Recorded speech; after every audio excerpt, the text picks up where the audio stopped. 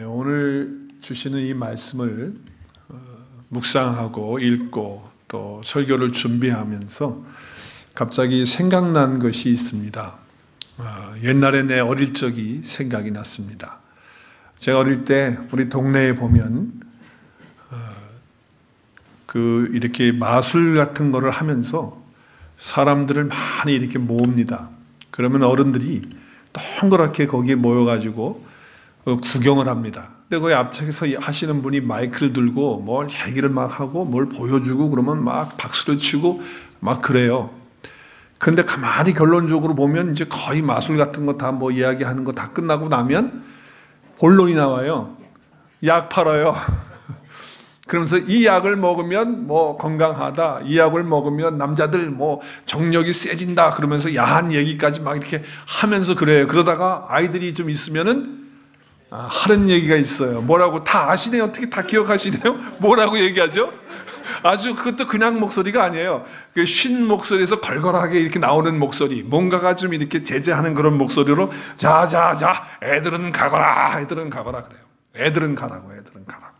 좋은 말로 할 때 애들은 가라고 이제 이렇게 이야기를 합니다. 그러면 이제 저희들은 쫄아가지고 뭐 가라고 그러니까 어떡합니까? 그러면 또 이렇게 쭈뭇쭈뭇 하다가 나오기도 하고 또 버텨 있으려고 하면 어른들이 막 이렇게 손짓하면서 나가라고 막 이제 이러면은 거기에 더 이상 구경을 못하는 이제 그런 것이 갑자기 생각이 났어요. 제가 어릴 때 한국에서는 애들에 대해서 어른들이 그렇게 존중해주고 또 이렇게 특별히 표시로 이렇게 사랑해주고 뭐 이런 것들이 그렇게 없고 오히려 조금 무시하고 그리고 조금 이렇게 제껴놓는 듯한 아이들은 이제 그런 분위기 속에 있었습니다. 뭐 유교적인 사상 때문에 그런지도 모르겠어요. 그렇죠? 그래서 아이들이 어떨 때는 양심적인 말도 하고 어른들하고 같이 이야기하다가도 그 얘기를 듣다가 옆에서 그러잖아요. 아이들이 솔직한 얘기를 하고 진실을 얘기하고 막 이렇게 얘기하면 어르신분들이 또 하는 얘기가 있어요. 그럼 뭐라고 그래요? 여러분 기억 안 나십니까? 어디서 조그만 게 까불어. 어디서 조그만 게 까부냐. 까불지 말라는 거예요. 그러면서 쫓아냈다고요. 그래서 아이들이 어떻게 보면 바른 얘기를 해주는 건데도 어른들은 그 부분에 대해서 무시하고 그리고 어디서 조그만 게 까부냐고 그러면서 이렇게 무시했던 기억이 납니다. 다 유교적인 사상 가운데 우리가 있었기 때문에 그런 거죠. 한국의 여자분들, 제가 어릴 때도 여자분들은 아이들처럼 그렇게 많이 무시를 당하고 또 남존여비 사상 가운데 있었기 때문에 좀 그런 것들이 흔적들이 저 어릴 때는 많이 이렇게 보여지곤 했습니다. 지금 돌아보니까 더욱 그런 것 같아요. 그래서 우리 아이들도 많이 무시를 당했기 때문에 조금 안쓰러웠던 모양이에요. 그래서 우리 방정환 선생님이 애들이라고 하는, 아이라고 하는 단어를 하나 만들었어요. 뭐라고 만들었어요? 존중하는 말로 어린이. 여러분 어린이라고 하는 그 말의 뜻은 어린이 분이라고 하는 뜻이에요. 어린이 분. 존경해 주는 그런 거예요. 우리가 어른 그러면 어르신분 그러잖아요. 그거랑 같은 거예요. 그래서 어린이라고 하는 단어를 그분이 아마 이렇게 사전에 넣었다고 하는 그런 얘기가 있잖아요. 그리고 또 한 게 뭐예요? 한국에서는 5월 5일이 되면 항상 이렇게 좀 무시받고 그러는데 5월 5일만은 어린이들을 이렇게 좀 해주자. 얼마나 안 해줬으면 그래요. 그죠? 그래서 그런 날을 했어요. 그래서 그날은, 제가 초등학교 때 버스 타고 가도 요금 안 받아도 요금 안 내도 되고, 또 어린이 대공원, 공짜로 들어가는, 공짜로, 그날. 그래서 제가 몇 번 갔었거든요. 여러분, 어린이날은 어린이날이 아니에요. 한국의 어린이날은. 아무튼 서울에 있는 어린애들이 다 온 것 같아. 꽉 차가지고, 놀이공원 뭐 놀지도 못하고 그냥 사람들에 치여가지고, 애들에 치여가지고, 그냥 허탕치고 한번 하나도 못하고 놀이기구 하나도 못하고 온 적이 한두 번이 아니야. 그러니까 어린이날은 어린이날이 아니었다는 거죠. 근데 미국에 와서 보니까 이건 뭐 어린이날 할 필요가 없는 나라예요. 왜? 365일이 다 어린이날이더라고. 어린이날. 그래서 미국은 어린이에 대한 이렇게 배려하는 마음, 또 연약하고 힘든 사람들에 대한 것, 그리고 장애인들에 대한 것, 이런 것에 우선 배려를 하잖아요. 우선 배려.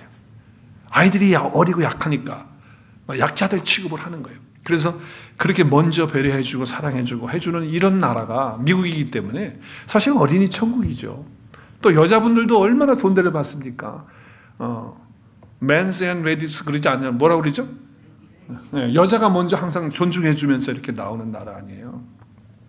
네, 그래서 참 이 어린이들이 미국에 오면 참 좋겠다라고 하는 그런 생각을 합니다.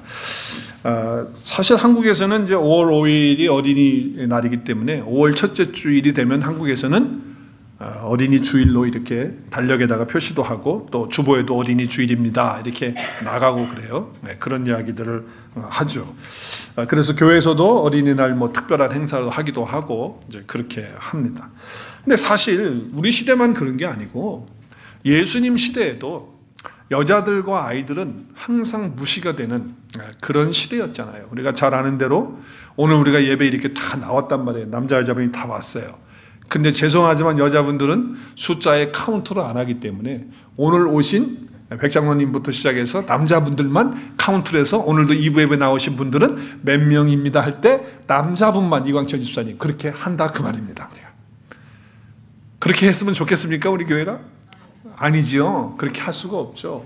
지금 시대에 그렇게 했다가는 난리가 나죠. 그런데 예수님 시대에는 여자들과 아이들은 어디에 모여 있어도 숫자에 카운트를 하지 않는 그런 시대였다는 거예요. 그러니까 얼마나 소외가 되고 무시가 당하는 그런 거예요. 어린애들도 그랬으니까요.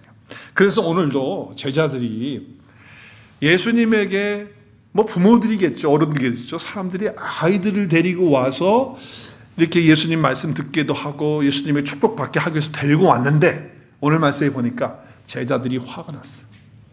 지금 이렇게 예수님이 중요한 이런 시점이고 지금 얼마나 메시아로서 이 땅에 와서 하실 일도 많은데 어린이 데리고 와서 귀찮게 하니까 오늘 뭐라고 그래요? 말씀에서 어린아이 데려오는 것을 오니까 뭐라고 그러죠? 제자들이 누구를 꾸짖어요? 어린아이들 데리고 오는 사람들을 꾸짖어. 아니 애들은 여기 왜 오냐고 하냐고. 애들은 가라 말이야. 똑같은 얘기하는 거예요 지금.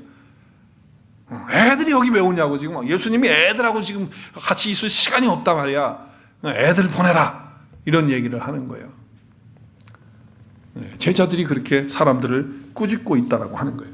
근데 사람들은 예수님에게 자기 아이들을 좀 만져주길 바라고 축복해 주길 바라서 데리고 나왔다라고 하는 것이죠.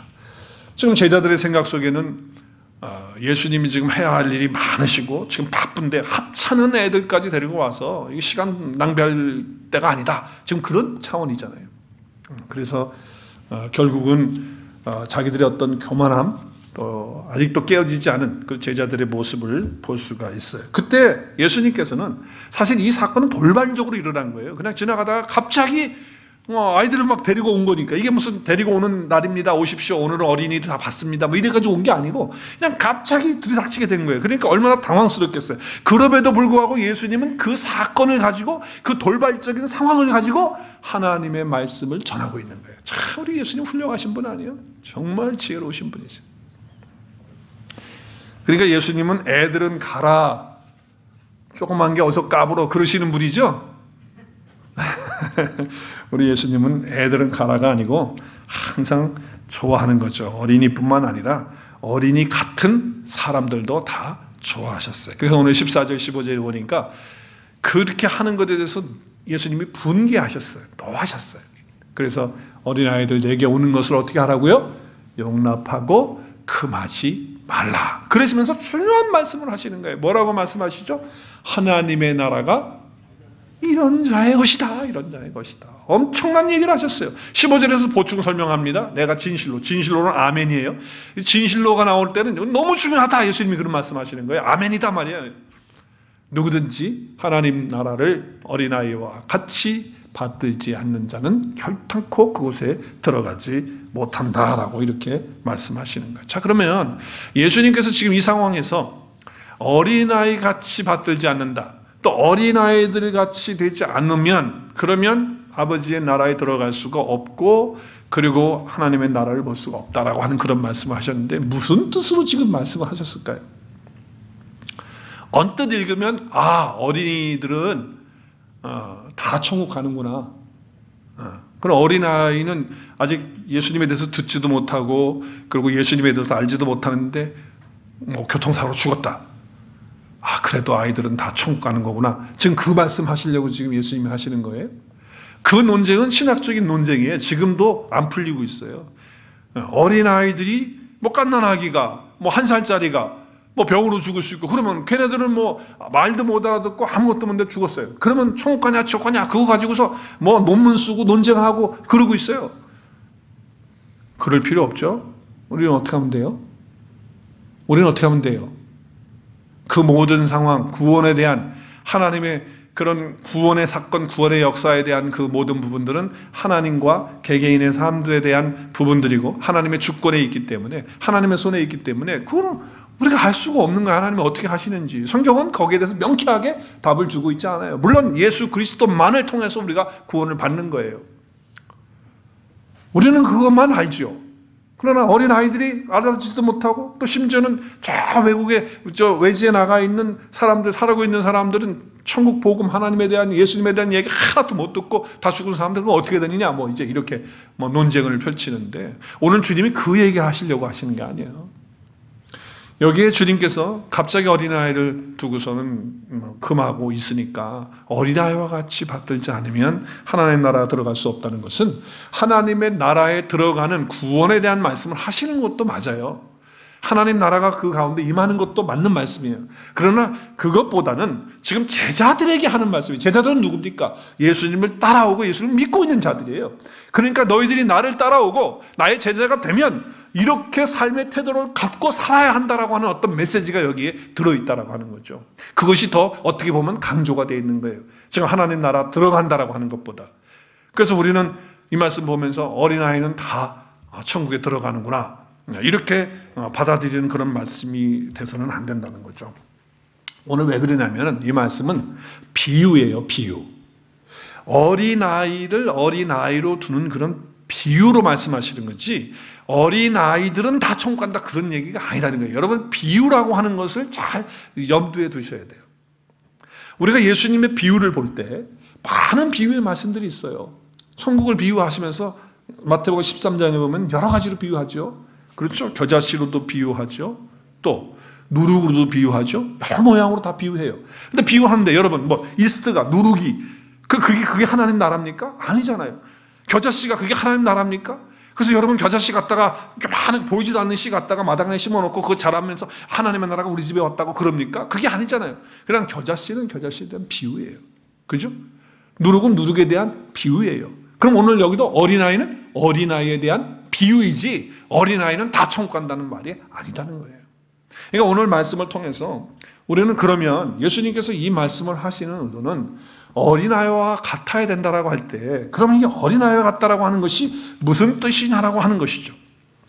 우리가 예수 그리스도를 믿고 영접할 때 구원을 받는 거예요. 하나님 나라가 그 가운데 임하는 거예요. 자, 우리 예수님이 하신 말씀 볼까요? 우리 요한복음 1장 12절 시작. 영접하는 자 곧 그 이름을 믿는 자들에게는 하나님의 자녀가 되는 권세를 주셨다. 하나님의 자녀가 되면 하나님 집에 들어가는 자예요? 못 들어간 자예요? 하나님 집에 들어가는, 하나님 나라 가운데 있는 사람, 아버지 나라에 들어갈 수 있는 그런 자녀의 권세를 가진 거예요. 우리 백자는 오늘 기도하셨지만 정말 하나님께서 우리에게 이런 권세와 이런 은혜를 주셨잖아요. 어떤 자에게 주셨느냐? 예수님을 영접하고 그 이름은 존재죠. 예수님 그분을 믿는 자에게 주시는 그런 은혜다라고 하는 거죠. 자, 그렇기 때문에 오늘 어린아이와 같이 되지 않으면 천국에 못 들어간다, 한 나라에 못 들어간다고 하는 말씀도 예수님만이 구원의 길이라는 것 분명하게 전제하고 있는 말씀 맞죠? 왜냐하면 우리는 예수님 없이는 안 되죠. 구원의 길이 없으니까. 자, 그런데 이 말씀을요 12절로 끝내면 안 돼요. 이것은 13절과 연결이 반드시 되어야 되는 말씀이에요. 그래서 여러분이 요한복음 1장 12절은 13절과 같이 암송을 하는 것이 좋아요. 자, 13절에 뭐라고 말씀해요? 이는 설명을 하잖아요. 설명을. 예수님을 영접하고 하나님 자녀가 되는 것, 이것은 혈통으로나 육정으로나 사람의 뜻으로 나지 아니하고 오직 누구요? 하나님께로부터 난 자들이란 말이에요. 무슨 얘기입니까? 여기 혈통이나 육정이라는 게 뭐예요? 영어에 보니까 더 정확하게 나와 있잖아요. 내추럴리 내가 그 후손으로 태어나는 거. 그걸 말하잖아요, 영어에 보면. 그렇죠? 그리고 그거 아니고, 아니면 사람이 야, 우리 애 셋 낳자, 둘 낳자. 뭐 결정해가지고 낳는 그런 게 아니라. 그리고 또, husband, 우리 어떤 남편이 아이를 낳자고 해가지고 그런 것으로 되어지는 것이 육체적으로 그렇게 되는 것처럼 하나님으로부터 나는 건 그런 거 아니라는 거예요. 그러니까 내가 예수님을 영접하고 예수님의 이름을 믿고 하나님의 자녀가 되는 것은 어떻게 보면 처음에는 내가 예수님 영접하고 내가 마음의 문 열어서 내가 믿은 것 같고 내가 예수님 받아들인 것 같고 주도가 내가 한 것 같이 처음에는 그래요. 그런데 말씀을 알고 은혜를 받으면 받을수록 깨달아지는 게 뭐예요? 아, 내가 예수님을 영접하고 믿게 된 것은 내 힘으로 내 의지로 한 게 아니고 하나님의 은혜로 하나님으로부터 내가 낳기 때문에 이렇게 되는 거구나. 할렐루야! 이러면서 깨달으면서 그때부터 감격이 오고 감사가 오고 정말 내가 그분을 위해서 살고 싶은 마음이 생기는 거예요. 아멘? 여러분, 다 같은 존재가 예수님 믿었다고 하는 것, 여러분이 예수님 영접하는 것, 이건 내 힘으로 하는 것 같아요? 내 의지로 한 것 같아요? 처음에는 그런 것 같아요. 내가 예수님 믿겠습니다 고백하고 나오니까. 그렇지만 그게 아니었다는 거예요. 하나님 아버지로부터 낳기 때문에 내가 예수님을 영접하고 믿었으니까 이거 참 얼마나 감사해. 나 같은 것을 하나님으로부터 낳을 수 있도록 해주신 그 은혜가 감사하기 때문에 우리는 그분 앞에 찬양하고 영광을 돌리는 그런 자의 삶을 산다라고 하는 것이죠. 자, 그래서 어린아이와 같은 마음 태도를 가지고 예수님을 영접하고 믿는 자들만이 하나님의 나라에 들어갈 수가 있다. 또 물과 성령으로 거듭나지 않으면 하나님의 나라에 볼 수도 없고 갈 수도 없다. 예수님은 그렇게 말씀을 하셨어요. 자, 그렇기 때문에 여러분, 오늘 이 말씀을 통해서 예수님은 이미 제자들이 들어가는 그 구원에 대해서, 하나님의 나라에 대해서 물론 그 부분에서 말씀하시는 거 맞아요. 어린아이와 같이 되어야 된다는 거. 그렇지만 조금 더 나아가면 우리가 성경을 읽을 때 여러분, 구원이라고 하는 표현을 성경에서 참 많이 쓰거든요. 여러분, 성경 읽으면서 구원이라고 하는데 단어를 동그라미 해보세요. 얼마나 많이 나옵니까? 구원이라고 하는 단어가. 근데 여러분, 그 단어가 쓰여질 때마다, 구원이라고 하는 단어가 쓰여질 때마다 다 우리가 가는 천국, 하나님의 나라, 영원한 나라, 거기에 들어가는 것만 얘기합니까? 아니에요. 여러분, 문맥을 보고 상황을 보면 어떨 때는요, 병자가 병에서 나을 때 구원받았다라고 주님 말씀하세요. 구원받았다. 귀신 들렸는데 귀신이 나갈 때 네가 구원받았다. 구원이 네 집에 임했다. 라고 이렇게 말씀하세요. 그러니까 이미 하나님의 나라가 그 가운데 임하는 것을 말씀하시는 것도 있지만 육체적으로 병이 낫고 귀신이 나가고 그리고 삶이 회복되어지는, 그래서 내 삶이 새로워지는 그런 모든 것들을 다 뭐라고 그래요? 표현을 구원받았다. 하나님의 나라가 임했다. 라고 이렇게 표현하고 있다는 거예요. 자, 그렇기 때문에 오늘 말씀도 그냥 어린아이 같이 돼야지만 하나님의 나라에 들어갈 수 있다라고 하는 이 말씀을 볼 때 그냥 영원한 하나님 나라에 들어가는 구원받는 그것으로만 볼 것이 아니라 이제 하나님의 나라에 들어간 하나님의 자녀가 되고 하나님의 구원받은 자가 되었을 때 그러면 내가 하나님의 자녀가 되고 그리스도인이 되었다면 어떤 마음의 자세와 태도를 가지고 살아야 되느냐라고 하는 그것도 포함이 되어져 있는 말씀이라는 거예요. 그래서 오늘 설교 제목을 제가 이렇게 했잖아요. 시작. 그리스도인의 태도. 그리스도인의 영적인 태도와 자세가 어떠해야 되느냐라고 하는 거예요. 오늘 어린아이와 같아야 된다라고 하는 말씀을 해주고 있는 거예요. 그렇기 때문에 어린아이들을 보시면서 하나님의 나라가 이런 자의 것이다 말씀하셨고, 그리고 어린아이와 같지 않으면 하나님 나라에 결단코 들어갈 수가 없다고 이렇게 말씀하시는 거죠. 자, 그래서 우리는 하나님께 대한 태도, 우리 그리스도인으로서 예수님께 대한 애티튜드, 이게 너무 중요한 거예요. 여러분, 이 애티튜드, 태도가 얼만큼 중요하냐면 우리 사람들 간의 관계도 보면요, 그 사람이 나에게 어떻게 대하느냐, 어떻게 태도를 가지고 있느냐에 따라서 우리의 관계가 좋아질 수 있고 안 좋아질 수 있는 거예요. 가만히 한번 생각해 보세요. 내가 어떤 사람과 이렇게 교제하고 만나고 있는데 그 사람이 나에 대해서 좋아하고 나에 대해서 환영하고 그리고 아주 이렇게 넓은 마음으로 이렇게 해주고 이러면은 벌써 느끼잖아요. 그렇게 대해주기 때문에. 그래서 그런 관계 속에서 그런 태도를 보이니까 나도 마음이 열려지면서 서로 관계를 갖는 거예요. 그런데 저 사람이 나에 대해서 꼭 태도가 냉랭하고 좀 뭔가가 뭐 나한테 뭐 없나 하고 뭐 이렇게 뭐 잘못한 거 찾으려고 그러는 사람처럼 말이지 딱 보고 눈빛이 틀리고 이러면요, 그 태도가 틀린 거잖아요. 그러면은 그게 관계를 계속해서 아름답게 갖는 게 쉽지가 않은 거예요. 마찬가지로 하나님과 관계도 똑같아요. 여러분, 하나님과 나와의 관계를 맺는 것도 영적인 자세가 하나님께 대하여, 예수님께 대하여 어떤 태도를 갖느냐가 하나님과 나와의 관계에 중요한 역할을 한다는 걸 말씀하는 거예요. 여러분은 주님과 어떤 태도를 가지고 살아가세요? 우리 하나님과 어떤 자세를 가지고 여러분이 살아가십니까? 이게 참 중요한 그런 관점이라는 거예요. 왜냐하면 그것이 바로 그리스도인의 모습, 진짜 그리스도인의 모습이냐 그렇지 아니냐는 바로 태도에 달려있다는 거예요. 참 중요한 겁니다.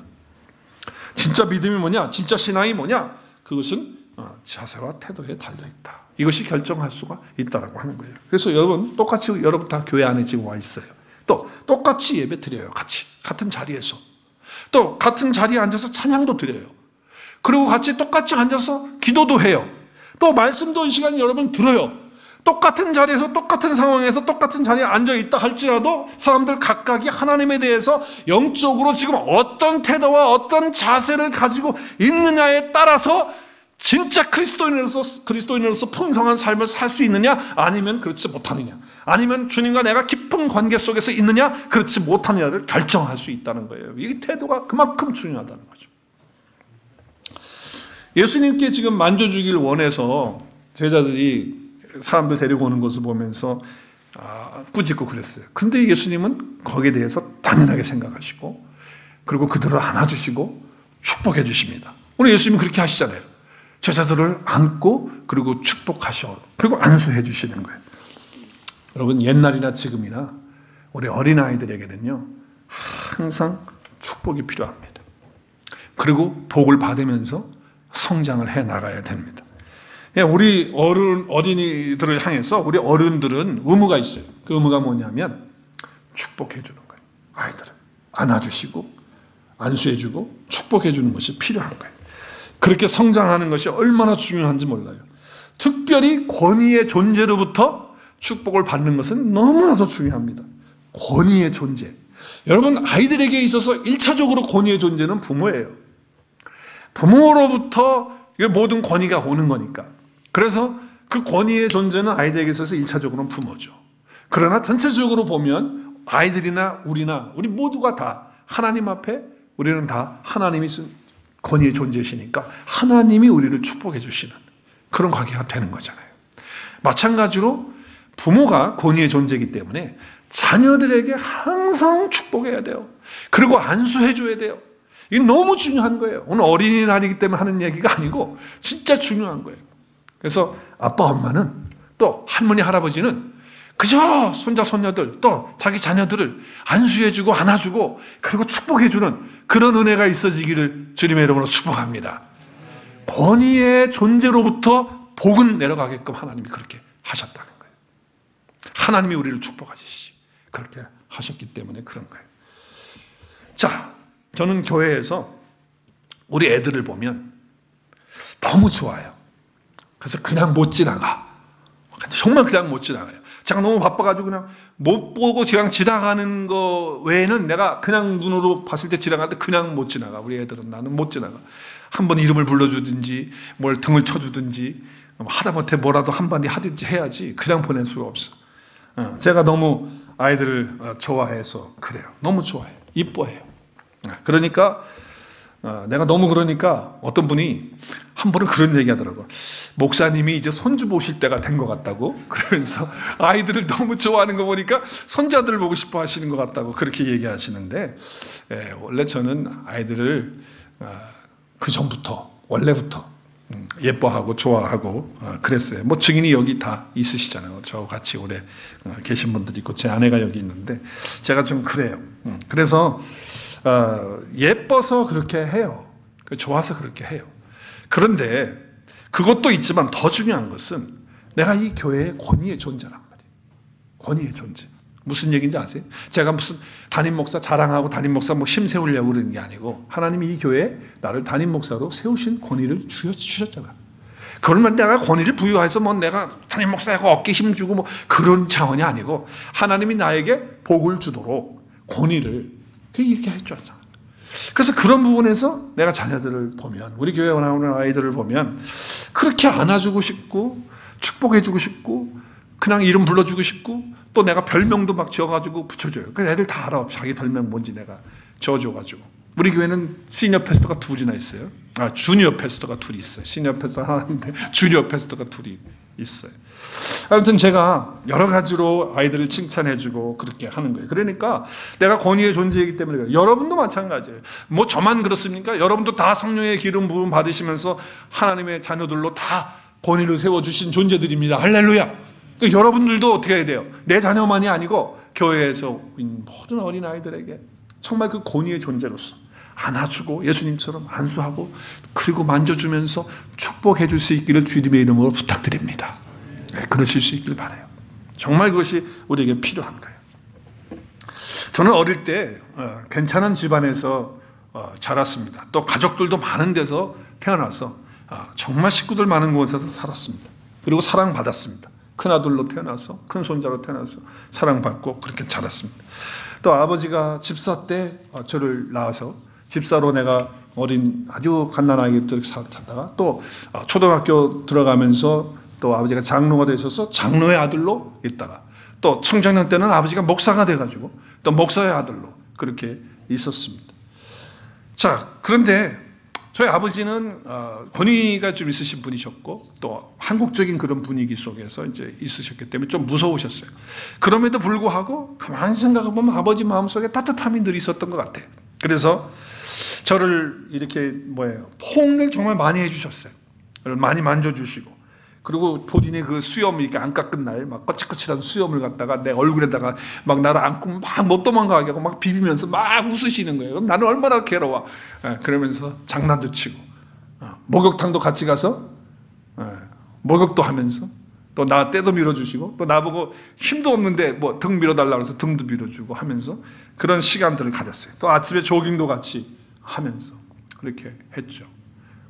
또 어머니는 잔소리는 좀 있으셨지만 항상 저를 품어주시고 많이 사랑해 주시는 그런 어머니였어요. 또 교회를 가면 교회 선생님들이 얼마나 아이들을 사랑하는지 나만이 아니고 아이들을 그렇게 사랑해 주셨어요.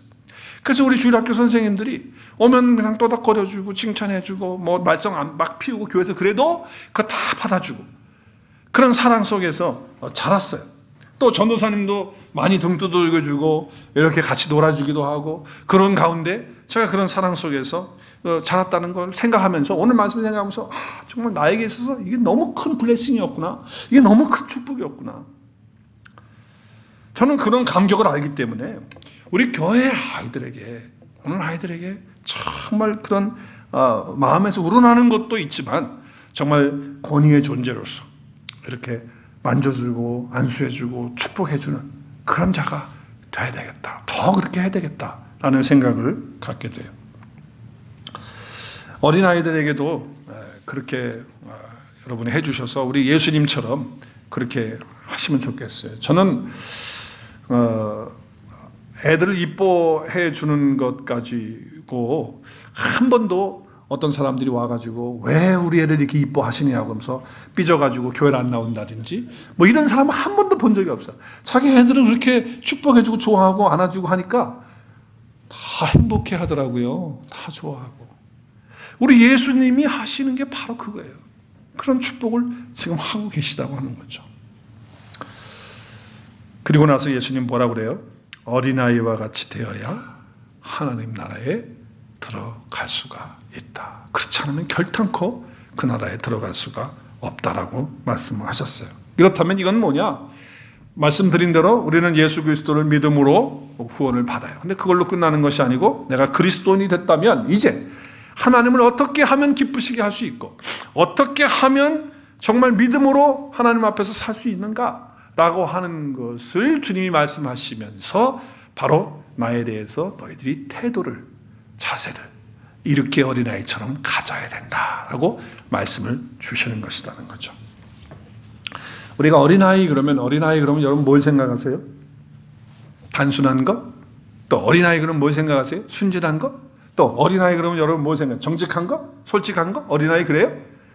제가 3딸 키워봤는데 안 그래요. 어린아이들을 요즘 아이들은 더 명확해가지고 이제 안 그래요. 뭐 아빠, 엄마 중에 누가 좋아? 그것도 안 통해. 이제 둘 다 좋아. 그렇기 때문에 답이 안 나와. 이제는 얼마나 명확하고 자기들을 이렇게 감추고 하는지 어려서부터 말이죠. 대단해요. 그러니까 예수님이 어린아이 같아야 된다고 할 때 단순한 거, 뭐 솔직한 거, 양심적인 거, 뭐 그런 거 가지고 얘기하시는 것 같지는 않아. 왜? 우리는 모태에서부터 죄악으로 출생을 하고 죄의 존재가 우리 가운데 들어온 존재이기 때문에 사실은 그거 가지고 되겠어요? 예수님이 그 어린아이의 마음 다 아시는데 그거 가지고 얘기하신 것 같지는 않아요. 그럼 여러분 뭐라고 생각하세요? 어린아이의 마음은 뭐예요? 예수님이 지금 말씀하시는 게 어린아이 같다는 거는 어린아이 같다는 게 그럼 우리가 어린아이처럼 된다라고 하는 것이니까 그럼 어떻게 하는 것이 그렇게 되는 거예요? 저는 작게 여기는 그런 마음은 좀 통할 것 같아요. 작게 여기는 마음. 스스로 나는 작다라고 하는 것. 그래서 늘 죄송하다, 부족하다라고 하는 형편없다라는 그런 마음을 갖는 건 참 중요하다라고 생각이 되어집니다. 이 어린아이의 마음 가운데서. 그래서 여러분 하나님 앞에 설 때마다 나는 참 부족한 사람이다. 나는 참 모자란 사람이다. 그럼에도 불구하고 하나님이 나를 이렇게 사랑해 주시고 나를 이렇게 인도해 주시는구나 라고 하는 그런 나같이 이렇게 엉뚱한 사람인데 하나님이 그렇게 하신다라고 하는 거에 대해서 감사하는 그런 사람이 되는 것이 되겠죠. 진짜 어린아이 같은 자세는 바로 그런 자세인 것 같아요. 그런 자세가 포함이 되고 있다고 생각해요. 근데 여러분 제가 여러분 오해하지 않기를 바라요. 뭐 내가 부족하다, 모자란다, 나는 형편없다 이걸 갖다가 죄책감을 가지는 그런 태도를 말씀하는 게 아니에요. 여러분 절대로 그러면 안 돼요. 여러분 마음 가운데 죄책감 가지고 살면 되겠습니까? 이미 우리는 형편없는 거 알아요. 부족한 거 알아요. 그러나 우리는 예수 그리스도 안에서 이미 죄와 사망의 모든 거기에서 다 해방이 되고 생명과 성령의 법을 가지고 살아가는 사람들이야. 할렐루야. 그런데 말이죠. 거기서 죄책감 받아서 나는 안 되는 놈이야. 나는 연약한 놈이야. 나는 뭐 거기에 빠져가지고 거기서 그렇게 하는 마음 가지라는 얘기가 결단코 아니라는 거죠. 그러나 우리가 뭐예요? 하나님의 은혜를 안다면 하나님 앞에 설 때마다 나같이 부족하고 모자란 것을 하나님이 이렇게 안아주시고 받아주시는 것에 대해서 감사하고 겸손한 마음으로 스스로 작은 마음으로 아버지 앞에 나가는 그런 태도를 주님 말씀하시는 게 아닐까 그렇게 생각이 되어져요. 어떤 사람이 그러겠어요. 하나님 나처럼 똑똑한 사람 어디 있습니까? 이렇게 생각하는 사람이 있겠어요? 없죠. 만약에 하나님이 저를 안팎하셨다면 하나님 큰 실수를 하신 겁니다. 뭐 이렇게 하시는 분이 있으십니까? 이 중에? 없죠. 다 나 같은 거에 대해서 생각하시는 분들이니까 이 자리에 나와 있는 거죠. 저는 그것보다 더 중요한 거 한 가지가 있는데 여기 어린아이처럼 받아들이지 않는다라고 할 때 정말 가져야 될 어린이의 그런 마음의 자세를 통해서 그리스도인이 제자가 가져야 될 태도와 자세는 뭐냐? 그것은 하나님을 전적으로 의지하고 신뢰하는 것인 줄로 믿습니다. 여러분 어린아이는요 혼자서 안 됩니다. 못 살아요. 어떻게 혼자 삽니까? 우리가 미국에서도 보면 어린아이 13살인가 몇 살까지 은혜 집사님 몇 살까지 혼자 있을 수 있어요? 안 되잖아요. 그렇죠? 그게 안 돼요. 여기 예수님이 말씀하시는 어린아이는 아마 킨더가든 이하일지도 몰라요. 아주 정말 어린아이. 걔들은 어떻게 집에 혼자 두고 갑니까? 누군가가 보호자가 있어야 되고 책임져 줄 수 있는 사람이 있어야 되는 거예요. 의지해 줄 사람이 있어야 된다는 거예요. 지금 예수님이 그 말씀을 하시는 거죠. 하나님께는요, 우리는 절대로 우리는 하나님 의지하지 않고는 살 수가 없다. 하나님 없이는 살 수 없다. 정말 하나님을 신뢰하면서 사는 그런 것이 필요한 거예요. 한번 따라하겠습니다. 저는 하나님 없이는 하루도 못 삽니다. 한순간도 못 삽니다. 네, 바로 그런 자세를 가지고 살라는 거예요. 내 안에 계신 예수님 계세요. 나와 늘 24시간 동행해 주시는 분 계세요. 그분을 의지하고 의지했다면 그분을 신뢰하는 거예요. 신뢰한다는 건 뭐예요? 그분께 맡기는 거예요.